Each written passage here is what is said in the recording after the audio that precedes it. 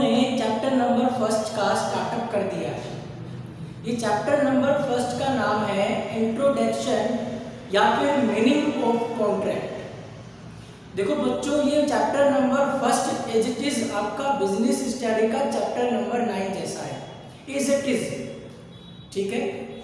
इसके बाद जितने भी चैप्टर्स आएंगे वो सभी आपके डीपली चैप्टर्स होंगे, ठीक है। असल में चैप्टर नंबर फर्स्ट के अंदर हम लोगों ने अभी तक सिर्फ इतना पढ़ा है कि कॉन्ट्रैक्ट का मीनिंग क्या होता है, और कॉन्ट्रैक्ट का मीनिंग मैंने आप लोगों को यहां से समझाया था कि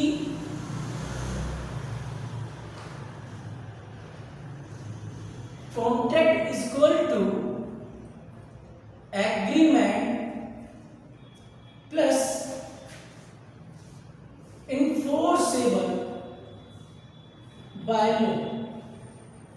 मैंने आपको सिर्फ इतना ही बताया है कि कॉन्ट्रैक्ट का मतलब जो होता है वो agreement plus enforceable by law होता है। तो बच्चों ये देखो, आप लोग यहाँ पर समझने की कोशिश करना कि एग्रीमेंट का मतलब मैंने आपको बताया था offer plus acceptance, offer plus acceptance मैंने आपको बताया था, ठीक है। अब यहाँ पर समझो इसको, मैंने आपको एक ऑफर क्रिएट किया।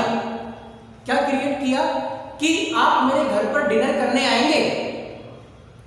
आपने उस ऑफर को एक्सेप्ट कर लिया कि हाँ सर, हाँ हम आ जाएंगे। मैंने ऑफर को क्रिएट किया, आपने उस ऑफर को एक्सेप्ट कर लिया।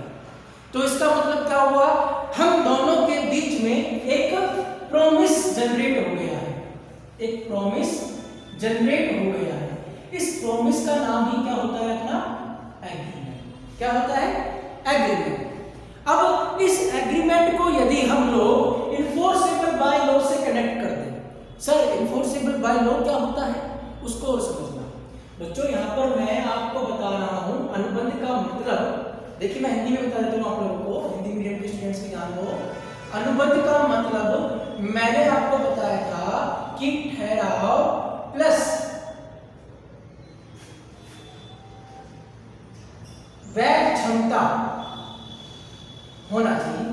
याद करो आप, ठहराव का मतलब मैंने बताया था ऑफर, प्रस्ताव करने वाला, और दूसरा उस प्रस्ताव को ग्रहण करने वाला, उसे हम क्या कहते हैं, ठहराव। जब कभी भी प्रस्ताव किया जाता है, मतलब ऑफर क्रिएट किया जाता है, तो उस प्रस्ताव को स्वीकार किया जाएगा या फिर नहीं किया जाएगा। यदि उस ऑफर को, उस प्रस्ताव को स्वीकार कर लिया, एक्सेप्टेंस दे दिया, तो वो प्रॉमिस में, एग्रीमेंट में, ठहराव में कन्वर्ट हो जाएगा। इन्फोर्सेबल बाय लॉ का मतलब क्या होता है वो भी समझ लो। इन्फोर्सेबल बाय लॉ का मतलब होता है fulfil the obligations and liabilities, fulfill the obligations and liabilities। आपको अपने दायित्व, ठीक है, एंड राइट्स, यहाँ पर एक ही बात है, ऑब्लिगेशन एंड लायबिलिटी का मतलब एक ही बात है, एंड राइट्स, एंड राइट्स, ये आपको फुलफिल करना है। क्या, फुलफिल द ऑब्लिगेशंस, आपकी लायबिलिटी और राइट्स को। ये क्या होता है इसको समझना। मान लीजिए ए कोई दुकानदार है और बी कोई कस्टमर है। ए के पास क्या है, गुड्स है, और बी के पास क्या है, मनी। यदि बी ने कोई सामान खरीदने के लिए ए को मनी दे दिया, पैसा दे दिया, तो बी का यहां पर राइट बनता है कि वो उसे गुड्स प्रदान कर दे, मतलब गुड्स प्रोवाइड कर दे। किसको, बी को। यहां पर बी की ऑब्लिगेशन या लायबिलिटी है मनी देना, और ई का राइट है, ए का राइट है यहां पर गुड्स देना बी को। ये होता है आपका इन्फोर्सेबल बाय लॉ वैध क्षमता। यदि कोई भी एग्रीमेंट इन्फोर्सेबल बाय लॉ के साथ कन्वर्ट हो गया तो वो आपका अनुबंध बन जाएगा, ठीक है, वो अनुबंध बन जाएगा। देखिए एक एग्जांपल देखना है यहाँ पर। एग्जांपल क्या है, पी है जो वो क्यू से कहता है, पी है जो वो क्यू से कहता है कि मैं तुम्हें 50,000 रुपए का माल बेचना चाहता हूं।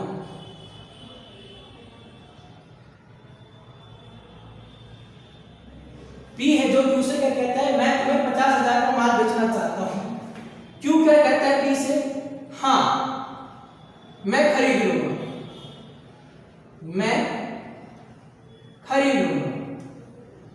ठीक है, दोनों के बीच में सबसे पहले पी ने क्या किया, ऑफर क्रिएट किया क्यू के सामने। पी ने ऑफर क्रिएट किया, क्यू ने उस ऑफर को एक्सेप्ट कर लिया। हाँ, अब यहां पर ये तो हो गया एग्रीमेंट। ऑफर क्रिएट किया पी ने, क्यू ने एक्सेप्ट कर लिया, ये तो हो गया एग्रीमेंट। अब क्यू ने दे दिया पी को 50,000 रुपए, मतलब खरीदेगा कौन, क्यू। तो क्यू ने पी को दे दिए 50,000 रुपए। अब पी ने यदि क्यू को गुड्स नहीं दिया, माल नहीं दिया, तो क्या इस सिचुएशन में क्यू पी पर केस कर सकता है? जी हाँ, कर सकता है, क्योंकि पी ने तो अपना ऑब्लिगेशन, अपनी लायबिलिटी वो तो फुलफिलमेंट कर दी, लेकिन पी का जो राइट था भाई 50,000 का माल देना, तो माल दिया ही नहीं। इस सिचुएशन में यहां पर agreement plus enforceable by law दोनों क्रिएट हो गए, जिसे हमने क्या नाम दिया, कॉन्ट्रैक्ट, अनुबंध नाम दिया। ठीक है, आई होप आपको समझ आ रहा है। नहीं आए तो आप कमेंट करके मेरे से पूछ सकते, कोई दिक्कत नहीं। ठीक है, पी ने क्या काम किया, क्यू के पास एक ऑफर क्रिएट किया कि क्या क्यू, मैं तुम्हें 50,000 का माल बेचना चाहता हूं। क्यू कहता है कि जी हां मैं खरीद लूंगा। पी ने ऑफर क्रिएट किया, क्यू ने एक्सेप्ट कर लिया। पी ने ऑफर क्रिएट किया, क्यू ने एक्सेप्ट कर लिया। अब यहां पर क्यू ने 50,000 रुपए दे दिए पी को, अब पी उसे गुड्स नहीं दे रहा है, माल नहीं दे रहा है। अब माल नहीं देगा तो उस सिचुएशन में क्या पी के ऊपर क्यू केस कर सकता है? जी हाँ, कर सकता है, क्योंकि यहां पर क्या हो गया, इन्फोर्सेबल बाय लॉ क्रिएट हो गया, क्योंकि क्यू ने यहां पर 50,000 का पेमेंट कर दिया, लेकिन पी ने कुछ किया क्या, माल दिया क्या उसे? बोला सर नहीं दिया।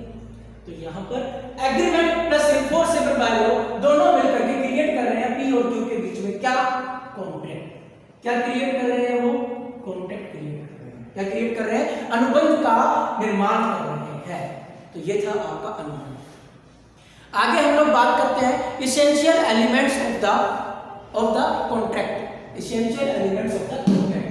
कॉन्ट्रैक्ट के इसेंशियल एलिमेंट, कॉन्ट्रैक्ट के जो तत्व हैं, अनुबंध के जो तत्व हैं, उनके लिए मैं आप लोगों से यहाँ पर बात करना चाहता हूँ। देखो बच्चों, कॉन्ट्रैक्ट का पहला एलिमेंट आता है जिसको हम सिर्फ आज पढ़ेंगे, प्लेयर्टीज ऑफ पार्टीज।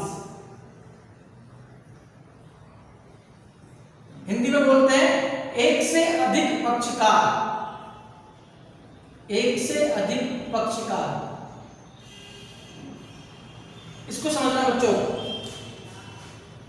राहुल से बात कर रहे हो ना,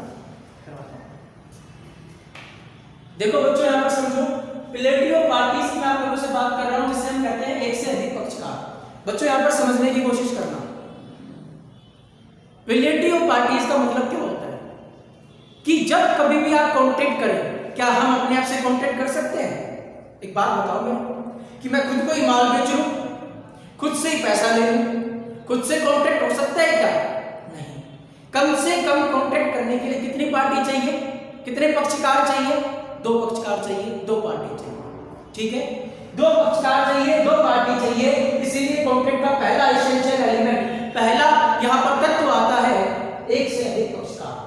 और 2 पार्टी, 2 पर्सन भी हो सकते हैं, 2 ऑर्गेनाइजेशन, 2 संस्था भी हो सकती है, 2 व्यक्ति भी हो सकते हैं, एक व्यक्ति एक संस्था भी हो सकती है, एक व्यक्ति एक समूह भी हो सकता है, एक समूह एक व्यक्ति भी हो सकता है। जैसे मैं अकेला व्यक्ति, आप लोगों का पूरा समूह स्टूडेंट्स का, उनको पढ़ा रहा हूं, दोनों के बीच में कॉन्ट्रैक्ट हो गया। ठीक है, 2 ऑर्गेनाइजेशन, ठीक है, राम लिमिटेड और श्याम लिमिटेड, दोनों के बीच में क्या हो रहा है, कॉन्ट्रैक्ट हो रहा है, ऐसा भी हो सकता है। ठीक है बच्चों, तो हम लोग क्या बता रहे हैं, कॉन्ट्रैक्ट का जो एसेंशियल एलिमेंट, प्रबंधकीय तत्व है जो यहाँ पर, सॉरी कॉन्ट्रैक्ट का जो तत्व है यहाँ पर, वो आता है एक से अधिक पक्षकार, प्लेयर्टी ऑफ द पार्टीज। कम से कम 2 पार्टी होना चाहिए, एक पार्टी से कभी भी कॉन्ट्रैक्ट क्रिएट नहीं होता है। दूसरी बात सुनना यहाँ पर, दूसरी बात सुनना कि अलग अलग कॉन्ट्रैक्ट में इनके अलग अलग नाम हो जाते हैं। जैसे आपके इंश्योरेंस कॉन्ट्रैक्ट के अंदर, इंश्योरेंस कॉन्ट्रैक्ट के अंदर इंश्योर्ड याद होगा आपको, और इंश्योरर, बीमा करता और बीमित, खरीदने और बेचने के कॉन्ट्रैक्ट के बीच में परचेजर और सेलर, क्रेता और विक्रेता, दो पार्टी के नाम हो गए ना अलग अलग, क्रेता विक्रेता। बीमा अनुबंध में कौन कौन से दो नाम हो गए, बीमाकर्ता और बीमा करवाने वाला, बीमित। पढ़ा है ना हमने 12th क्लास में, बीमाकर्ता और बीमित, इंश्योरर और इंश्योर्ड। ठीक है। यदि हमने एक बिल्डिंग लीज पर ले ली तो लेजर और लीजिंग, पट्टेदाता और पट्टाधारी। कोई बिल्डिंग हम रेंट पर लेते हैं, किराएदार और मालिक। दो पार्टी के बीच में कॉन्ट्रैक्ट हो रहा है ना, किराएदार और मालिक।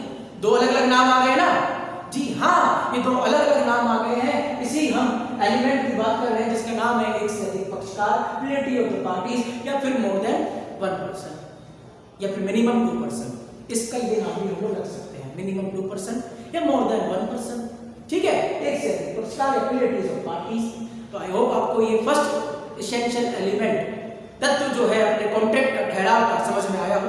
नहीं आया है तो आप मुझे पर्सनल मैसेज करके पूछे, ध्यान करना, आपको ये पूछना पड़ेगा मुझसे। ठीक है, तो थैंक यू वेरी मच।